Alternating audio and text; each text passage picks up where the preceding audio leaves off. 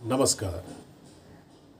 राष्ट्रीय शैक्षिक अनुसंधान और प्रशिक्षण परिषद एनसीईआरटी के द्वारा आयुष्मान भारत के स्कूल स्वास्थ्य कार्यक्रम के तत्वाधान में प्रत्येक विद्यालय से कम एक पुरुष और एक महिला स्वास्थ्य और कल्याण शिक्षक की प्रतिनियुक्ति की जानी है। इन शिक्षकों को स्वास्थ्य और आरोग्य दूत, जिसे हम लोग HWA कहते हैं, हेल्थ एंड वेलनेस एम्बेसडर, इन्हें कहा जाएगा।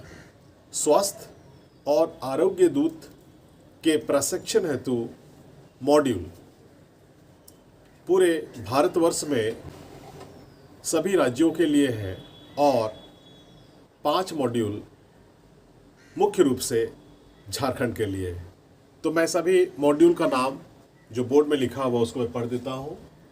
पहला है स्वस्थ बढ़ना, दूसरा भावनात्मक कल्याण और मानसिक स्वास्थ्य, तीसरा पारस्परिक संबंध, चौथा मूल्य और जिम्मेदार नागरिकता, पांचवा जेंडर समानता, छठा पोषण स्वास्थ्य और स्वच्छता, सातवां पदार्थ के दुरुपयोग की रोकथाम और प्रबंधन, आठवां स्वस्थ जीवन शैली को बढ़ावा देना, नौवां प्रजनन स्वास्थ्य और HIV की रोकथाम, 10वां हिंसा और चोटों के खिलाफ सुरक्षा, 11 इंटरनेट और सोशल मीडिया के सुरक्षित उपयोग को बढ़ावा देना। ये सारे मॉड्यूल्स जो हैं वो सभी राज्यों के लिए हैं भारत के, और अलग से 5 जो मॉड्यूल पढ़ना है और जिसे प्रशिक्षण में समझना है वे 5 मॉड्यूल झारखंड के हैं। पहला है मानव तस्करी, फिर है बाल विवाह, दहेज प्रथा, सड़क सुरक्षा, और अंत में है सामाजिक और भावनात्मक कौशल। मॉड्यूल 1 स्वस्थ बढ़ना, ग्रोइंग अप हेल्दी, और इसे हम लोग हेल्दी ग्रोथ भी कह सकते हैं। स्वस्थ क्या है? इसे WHO ने परिभाषित किया है कि स्वास्थ्य को केवल रोग और दुर्बलता का कारण ही नहीं बल्कि हमारे पूरे शारीरिक, मानसिक और सामाजिक कल्याण की स्थिति के रूप में परिभाषित करता है। शारीरिक, पूर्ण शारीरिक, मानसिक और सामाजिक कल्याण की स्थिति। जब हम किशोरावस्था की बात करते हैं तो ये जो उम्र है ये WHO ने बताया है 10 वर्ष से लेकर 19 वर्ष के बीच जो अवस्था रहती है उसे हम लोग किशोरावस्था कहते हैं। तो एडोलेसेंस और किशोरावस्था is the period of transition between childhood and adulthood. ये जो किशोरावस्था है ये चाइल्डहुड और ये एडल्टहुड के बीच की कड़ी है। इसमें अनेक सारे शारीरिक परिवर्तन होते हैं, मानसिक परिवर्तन होते हैं और कुछ हार्मोनल चेंजेस होती है। शारीरिक परिवर्तन में लड़कों में मूंछ का आना, दाढ़ी का आना, और ये जो पेक्टोरल ग्रैडिल है वो थोड़ा ज़्यादा चौड़ा होता है,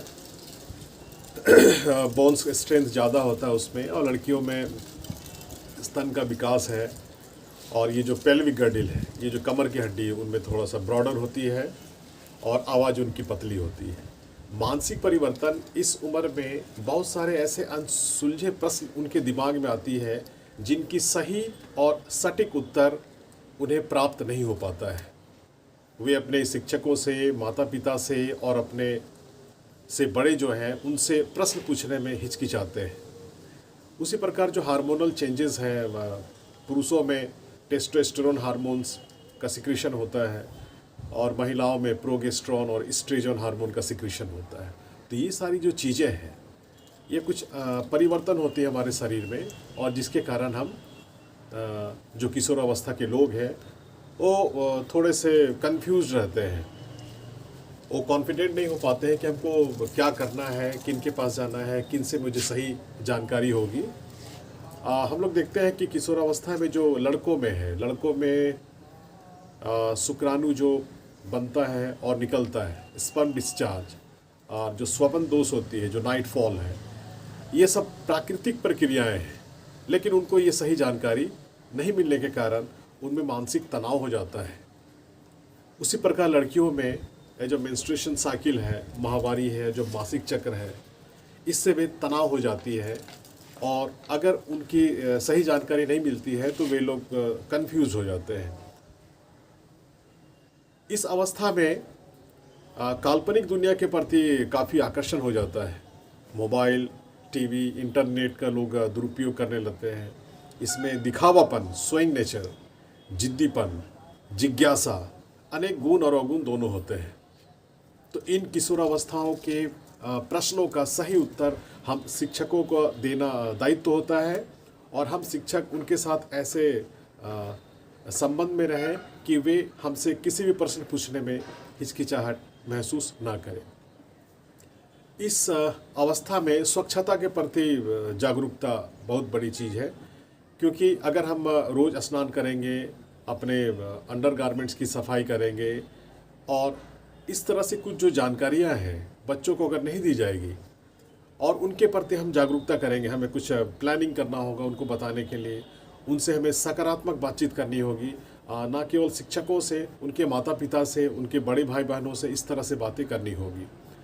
अगर फिर भी कुछ कन्फ्यूजन बच्चों में होती है तो अभी प्रखंड स्तर पर एक AFHC यौन और प्रजनन स्वास्थ्य एक क्लिनिक खोला गया है, जिसे हम लोग एडोलेसेंस फ्रेंडली हेल्थ क्लिनिक कहते हैं, AFHC, जो हर एक प्रखंडों में ऐसा सरकार के द्वारा किया जा रहा है, जहां पर बच्चे स्वतः जाकर अपने प्रश्नों को निसंकोच रख सकते हैं और वहां से उनको सही जानकारियां मिल सकती है।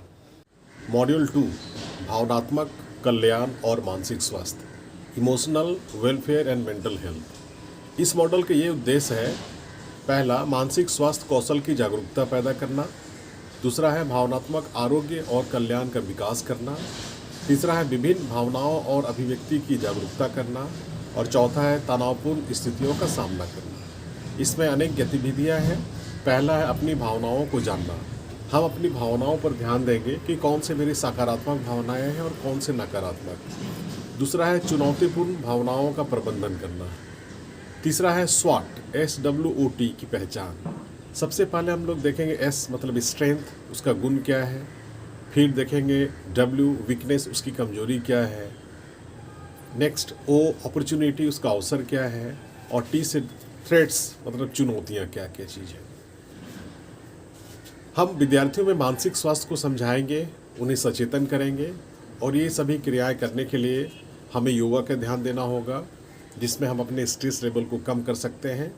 हमारी जो निद्रा है, जो बीच बीच में टूट जाती है, वो तनाव मुक्त निद्रा होगी। हम विद्यार्थियों में आत्मविश्वास बढ़ाएंगे। नेक्स्ट मॉडल 3, पारस्परिक संबंध, इंटर पर्सनल रिलेशनशिप। दो या दो से अधिक व्यक्तियों के बीच मजबूत, गहरा और करीबी संबंध को पारस्परिक संबंध कहते हैं। इसमें दूसरे की भावनाओं को समझना होता है। दो टर्म्स हैं, एक सहानुभूति और दूसरा समानुभूति। सहानुभूति सिंपैथी, समानुभूति इम्पैथी, दो अलग अलग टर्म्स हैं। सहानुभूति का मतलब होता है किसी के ऊपर दया दृष्टि दिखाते हैं, किसी के ऊपर स्नेह करते हैं।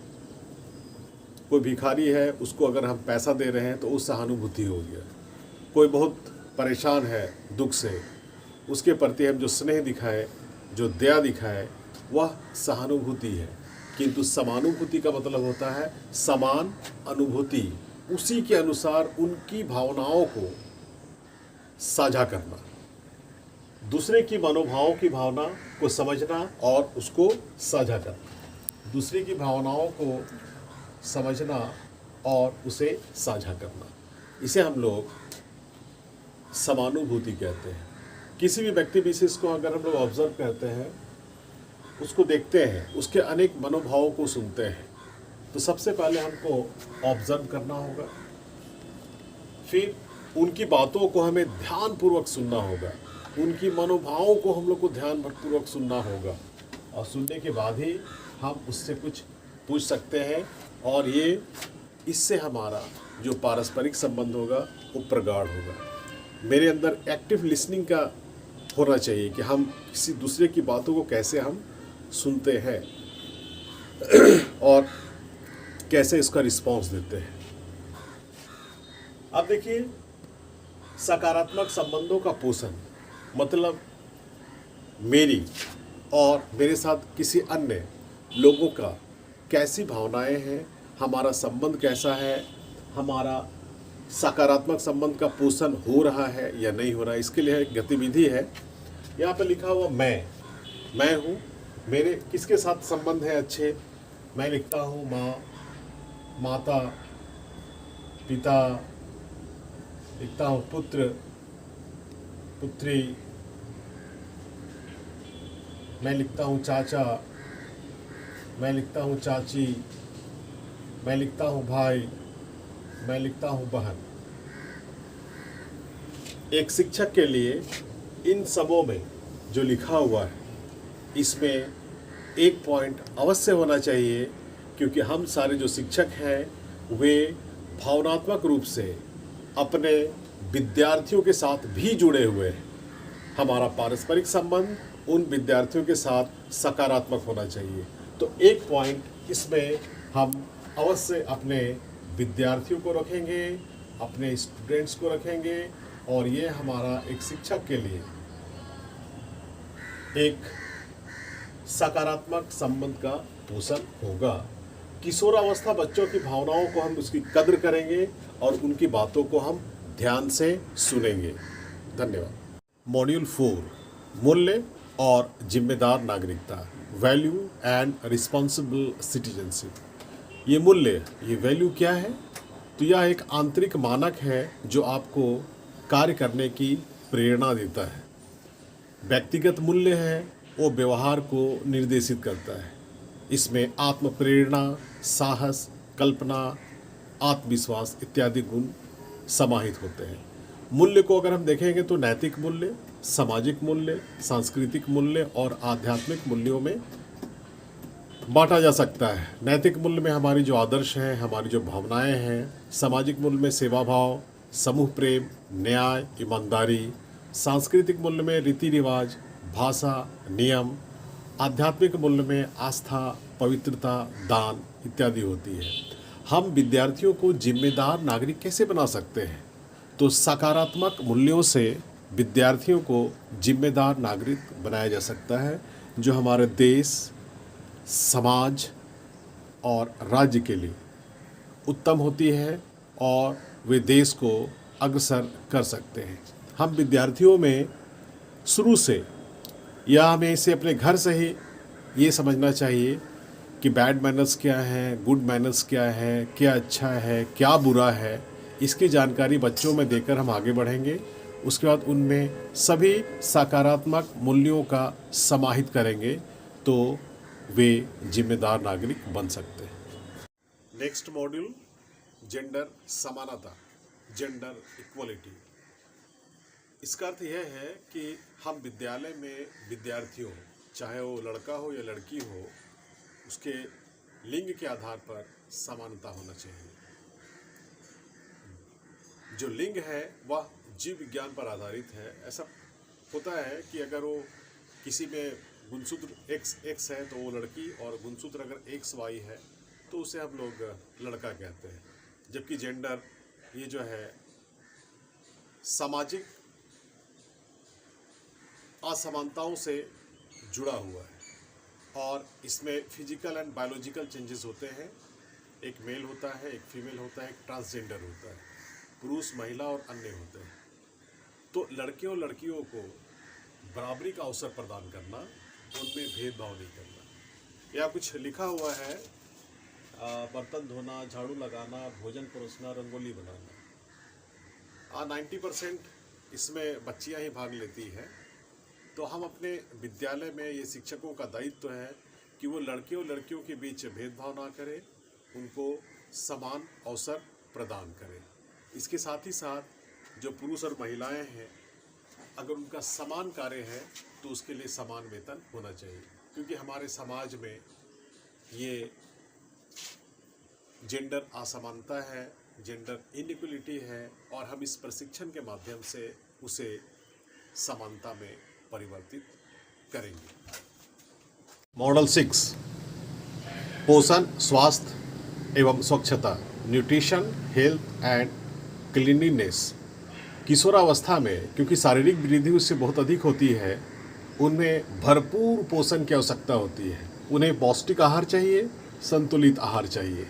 कार्बोहाइड्रेट, प्रोटीन, वसा, खनिज लवण, जल, विटामिन, रुक्षांश ये प्रॉपर मात्रा में उसे चाहिए। हमें किशोरावस्था से कुपोषण से बचाना चाहिए। उन्हें संक्रमित भोजन से भी बचाना सिखाना चाहिए। इस कड़ी में हम लोग स्वच्छता के अंतर्गत व्यक्तिगत स्वच्छता पर ध्यान देंगे। उसे बताएंगे स्नान करने का क्या फ़ायदा है, नाखून काटना चाहिए, अच्छे से बाल संवारना चाहिए, शौचालय की स्वच्छता रखनी चाहिए, शौचालय में जाने के पहले, जाने के बाद, और हम लोग वहाँ पानी का व्यवहार करेंगे, उसको स्वच्छ रखेंगे। पीने का पानी ढक कर रखना होगा। और इस तरह से बहुत सारी स्वच्छता से संबंधित आदतों का विकास उसमें करना होगा। हमें फास्ट फूड को अवॉइड करना होगा क्योंकि उसमें कैलोरी अधिक है लेकिन पोषण कम है। उसकी जगह हम लोग का अंकुरित अनाज और दाल खा सकते हैं। किसी बच्चे में अगर किशोरावस्था बच्चे में हीमोग्लोबिन की मात्रा 12 ग्राम पर 100 मिलीग्राम से कम है तो उसमें खून की कमी होगी। तो इस तरह से उनमें हम अच्छी आदतों से उनके स्वास्थ्य को हम लोग बचा के रख सकते हैं और वे लोग एक स्वस्थ नागरिक हो सकते हैं। नेक्स्ट मॉडल नंबर 7, पदार्थ के दुरुपयोग की रोकथाम और प्रबंधन।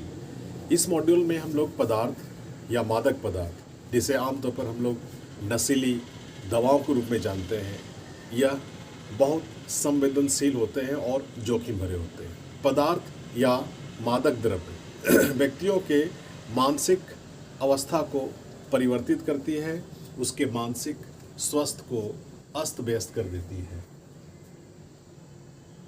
बच्चों में सिगरेट पीना लत लग जाती है, शराब पीना, गुटखा, निकोटीन, ये सारी चीज़ शुरू में तो ये लोग 1-2 से शुरू करते हैं, लेकिन बाद में क्या हो जाती है, ये आदत बन जाती है। अभी एक नया आया है ई सिगरेट। तो ई सिगरेट क्या है? ये तंबाकू मुक्त है। इसमें कुछ सुगंधित मिश्रण होते हैं जिसमें स्वाद वाले तरल पदार्थ होते हैं और उसमें कुछ निकोटीन मादक पदार्थ पाए जाते हैं। और इस कारण से ये जब बच्चे ई सिगरेट का सेवन करने लगते हैं तो उनका मानसिक स्वास्थ्य पर प्रतिकूल प्रभाव पड़ता है। हमें किशोर अवस्था के बच्चों को इन पदार्थों से रोकथाम बताना चाहिए और इसका प्रबंधन करना चाहिए। नेक्स्ट मॉड्यूल नंबर 8, स्वस्थ जीवन शैली को बढ़ावा देना, promoting healthy life style. Vinoba Bhave ने कहा था कि cultivation of good habits in students, विद्यार्थियों में हम अच्छी आदतों को कल्टीवेट करें।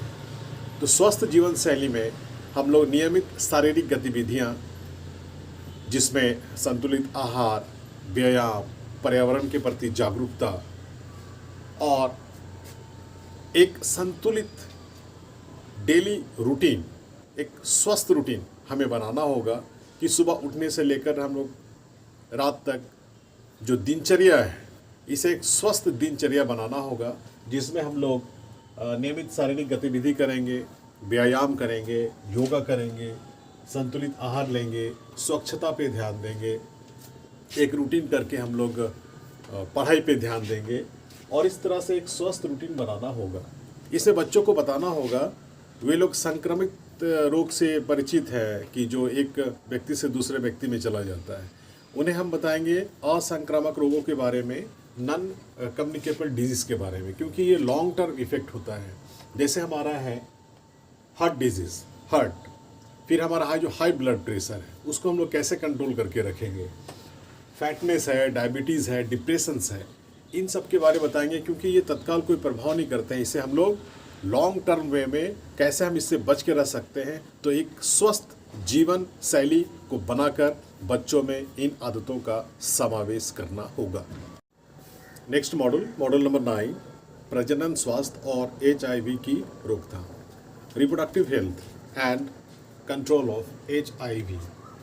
यहाँ हम लोग रिप्रोडक्टिव हेल्थ की बात करेंगे और HIV की रोकथाम की बात करेंगे। इसमें एक टर्म है RTI, means reproductive tract infection, प्रजनन तंत्र में संक्रमण, या नर प्रजनन तंत्र या मादा प्रजनन तंत्र, अगर उसमें कुछ इन्फेक्शन आती है तो that is regarded to RTI, reproductive tract infection. HIV क्या है? तो HIV है ह्यूमन इम्यूनो वायरस, यह एक विषाणु है। जैसे अभी ये हमारे पास चला आ रहा है कोरोना वायरस। कोरोना वायरस एक अलग प्रजाति है और ये HIV एक अलग प्रजाति है। AIDS, AIDS, acquired immunodeficiency syndrome. तो there are two terms, one is HIV, another one is AIDS. तो HIV एक वायरस है और एड्स एक रोग है। इसमें क्या होता है कि HIV की परीक्षण के लिए हम लोग ELISA टेस्ट कराते हैं और उसमें अगर पता चला तो HIV पॉजिटिव हो गया, अगर नहीं है तो HIV नेगेटिव है। इसमें क्या होता है, अगर इसमें इम्यून सिस्टम को डैमेज कर दिया जाता है और धीरे धीरे पेशेंट वीक हो जाता है। तो ये जो है एड्स जो है वो असुरक्षित यौन संबंध से होता है, फिर किसी संक्रमित व्यक्ति से उसके सिरिंज के द्वारा दूसरे व्यक्ति में, फिर उसके ब्लड, उसके खून के द्वारा स्थानांतरण अगर दूसरे में होता है, तो ये सब लक्षण है, ये सब कारण है कि HIV एक व्यक्ति से दूसरे व्यक्ति में चला जाता है। तो इन सब बातों को जो जागरूकता है हमें अपने किशोरावस्था के विद्यार्थियों को देना होगा और उनके प्रति हमें जागरूक पैदा करना होगा। अगर किसी विद्यार्थी के माता या पिता को एड्स से पीड़ित है तो उनसे हम लोग संयम पूर्वक व्यवहार करेंगे, उन्हें हम वर्ग से बाहर नहीं करेंगे। और डे बाय डे एक ऐसा आ रहा है जिसमें हम लोग एड्स की रोकथाम कर सकते हैं। अभी रिसर्च चल रहा है कि मच्छर के काटने से एड्स नहीं होता है, तो मच्छर के अंदर जो सलाइवा है तो उसके ऊपर एक रिसर्च चल रहा है कि हो सकता है आने वाले दिन में वो एक ड्रॉप के रूप में या इंजेक्शन के रूप में उसकी सलाइवा से हम कुछ रोकथाम कर सकते हैं। तो ये साइंटिफिकली चला आ रहा है। तो कैसे हम बच्चों में स्वच्छता और एड्स की बातें करेंगे, उसको हम कैसे समझाएंगे और उसके जनन अंगों की साफ सफाई के बारे में बताएंगे और कुछ भी जो इन्फेक्शंस होती है वो खुलकर बात करेंगे अपने शिक्षकों के साथ, तभी हमारा ये HWA का प्रशिक्षण सार्थक हो। अगला मॉड्यूल है हिंसा और चोट के खिलाफ सुरक्षा। इसमें हम लोग घरेलू हिंसा की बात करेंगे। घरेलू हिंसा में शारीरिक चोट हो सकती है, मानसिक आघात हो सकता है, धमकी देना, शाब्दिक उत्पीड़न, किसी को हम किसी शब्द से अगर हम लोग उत्पीड़न करते हैं, भावना को ठेस पहुंचाना, लिंग उत्पीड़न इत्यादि। ये पॉक्सो जो एक्ट है 1992 में आया था, जो अमेरिका के संविधान से लिया गया था। इसमें हम लोग यौन अपराधों के लिए जो कानून है इसकी जानकारी हम लोग देंगे और साथ ही साथ किशोरावस्था के तमाम विद्यार्थियों को बैड टच और गुड टच के बारे में बताया जाएगा और हम लोग हिंसा और चोट के खिलाफ सुरक्षा प्रदान करेंगे और अपने समाज को सुधारने का प्रयास करेंगे। मॉड्यूल नंबर 11, इंटरनेट और सोशल मीडिया के सुरक्षित उपयोग को बढ़ावा देना। आज का जो आधुनिक समय है ये संचार के माध्यम में बहुत आगे निकल कर जा चुका है।